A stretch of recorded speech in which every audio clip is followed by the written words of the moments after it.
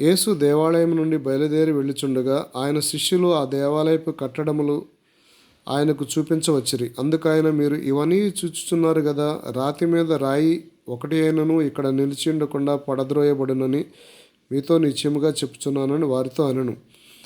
ఆయన ఒలీవ కొండ మీద కూర్చుండి ఉన్నప్పుడు శిష్యులు ఆయన యొద్దకు ఏకాంతముగా వచ్చి, ఇవి ఎప్పుడు జరుగును? నీ రాకడకు ఈ యుగ సమాప్తికి సూచనలు ఏవి మాతో చెప్పమనగా, యేసు వారితో ఇట్లనెను, ఎవడనూ మిమ్మును మోసపరచకుండా చూచుకొనుడి. అనేకులు నా పేరట వచ్చి నేనే క్రీస్తునని చెప్పి పలువురిని మోసపరచెదరు. మరియు మీరు యుద్ధములను గూర్చియు యుద్ధ సమాచారముల గూర్చియు వినబోదురు. మీరు కలవరపడకుండా చూచుకొనుడి. ఇవి జరగవలసి ఉన్నవి కానీ అంతము వెంటనే రాదు. జనము మీదకి జనము, రాజ్యం మీదకి రాజ్యము లేచును. అక్కడక్కడ కరువులు, భూకంపములు కలుగును. ఇవన్నీ వేదనలకు ప్రారంభము. అప్పుడు జనులు మిమ్మును శ్రమల పాలు చేసి చంపెదరు. మీరు నా నామము నిమిత్తము సకల జనుల చేత ద్వేషించబడుదురు. అనేకులు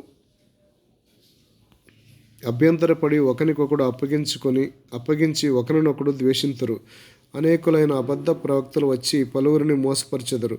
అక్రమము విస్తరించుట చేత అనేకులు ప్రేమ చల్లారును. అంతము వరకు సహించిన వాడెవడో వాడే రక్షించబడును. మరియు ఈ రాజ్య సువార్త సకల జనములకు సాక్ష్యార్థమైన లోకమందంతటా ప్రకటించబడును. అటు తర్వాత అంతము వచ్చును. కాబట్టి ప్రవక్త అయిన దానియేలు ద్వారా చెప్పబడిన నాశనకరమైన హేయ వస్తువు పరిశుద్ధ స్థలమందు నిలుచుట మీరు చూడగానే చదువువాడు గ్రహించునుగాక. యూదయలో ఉండువారు కొండలకు పారిపోవలను. మిద్దె మీద ఉండువాడు తన ఇంటిలో నుండి ఏదైనాను తీసుకొని పోవుటకు దిగకూడదు. పొలములో ఉండువాడు తన బట్టలు తీసుకొని పోవుటకు ఇంటికి రాకూడదు. అయ్యో, ఆ దినములలో గర్భిణులకును పాలిచ్చు వారికిను శ్రమ. అప్పుడు మహాశ్రమ కలుగును గనుక మీరు పారిపోవుట చలికాలమందైనను విశ్రాంతి దినమందైనను సంభవించకుండవలనని ప్రార్థించుడి. లోకారంభము నుండి ఇప్పటి వరకు అట్టి శ్రమ కలగలేదు, ఇక ఎప్పుడునూ కలగబోదు.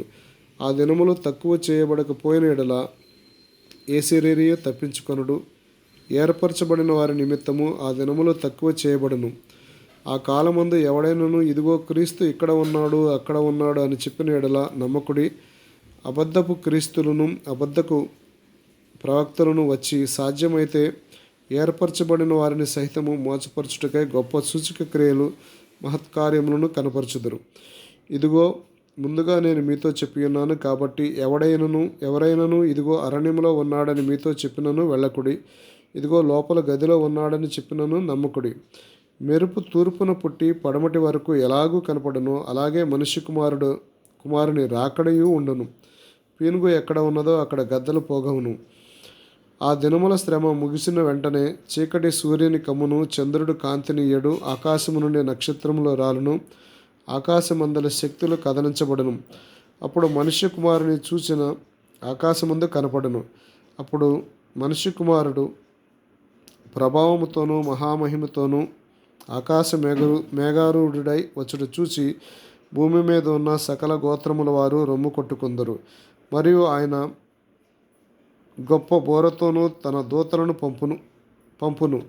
వారు ఆకాశం యొక్క ఈ చివర నుండి ఆ చివర వరకు నలుదిక్కుల నుండి ఆయన ఏర్పరచుకున్న వారిని పోగుచేతురు. అంజూరపు చెట్టును చూసి ఒక ఉపమానము నేర్చుకొనుడి. అంజూరపు కొమ్మ లేతదై చిగురించినప్పుడు వసంత కాలము ఇంకా సమీపముగా ఉన్నదని మీకు తెలియను. ఆ ప్రకారమే మీరు ఈ సంగతులని జరుగుట చూసినప్పుడు ఆయన సమీపముననే ద్వారముల దగ్గరనే ఉన్నాడని తెలుసుకొనుడి. ఇవన్నీ జరుగు వరకు ఈ తరము గతింపదని నిశ్చయముగా మీతో చెప్పుచున్నాను. ఆకాశమును భూమియు గతించును కానీ నా మాటలు ఏమాత్రము గతింపవు. అయితే ఆ దినముల గూర్చియు ఆ గడియను గూర్చియు తండ్రి మాత్రమే ఎరుగును కానీ ఏ మనుష్యుడైనను పరలోకమందరి దూతలైనను కుమారుడైనను ఎరుగరు. నోవాహు దినములు ఎలాగుండెనో మనుష్య కుమారుని రాకడయు అలాగే ఉండును. జలప్రళయమునకు ముందటి దినములలో నోవాహు ఓడలోకి వెళ్ళిన దినం వరకు వారు తినుచు త్రాగుచు పెండ్లికిచ్చుచూ ఉండి జలప్రళయం వచ్చి అందరినీ కొట్టుకొని వరకు ఎరగకపోయిరి. అలాగనే మనుష్య కుమారుని రాకడా ఉండును. ఆ కాలమున ఇద్దరు పొలములో ఉందరు, ఒకడు తీసుకుని పోబడును, ఒకడు విడిచిపెట్టబడును. ఇద్దరు స్త్రీలు తిరగలి విసరుచుందురు, ఒకటి తీసుకొని పోబడును, ఒకటి విడిచిపెట్టబడును. కావున ఏ దినమున మీరు ప్రభు వచ్చునో మీకు తెలియదు గనుక మెలకువగా ఉండుడి. ఏ జామున దొంగ వచ్చునో ఇంటి యజమానికి తెలిసిన ఎడల అతడు మెలకువగా ఉండి తన ఇంటికి కన్నము వేయనీయడని మీరు ఎరుగుదురు. మీరు అనుకొనని గడియలో మనుష్య కుమారుడు వచ్చును గనుకనే మీరును సిద్ధముగా ఉండుడి. యజమానుడు తన ఇంటి వారికి తగిన వేళ అన్నము పెట్టుటకు వారిపైన ఉంచిన నమ్మకమైన వాడును బుద్ధిమంతుడునైన దాసుడెవడు? యజమానుడు వచ్చినప్పుడు ఏ దాసుడు ఇలాగ చేయుచుండుట అతడు కనుగొనునో ఆ దాసుడు ధన్యుడు. అతడు తన యావదాస్తి మీద వారిని ఉంచునని మీతో నిశ్చయముగా చెప్పుచున్నాను.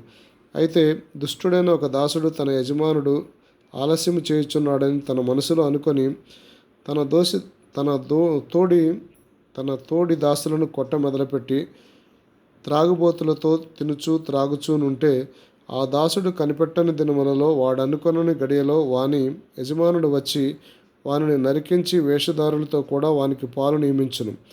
అక్కడ ఏడ్పును పండ్లు కొరకటియు ఉండును.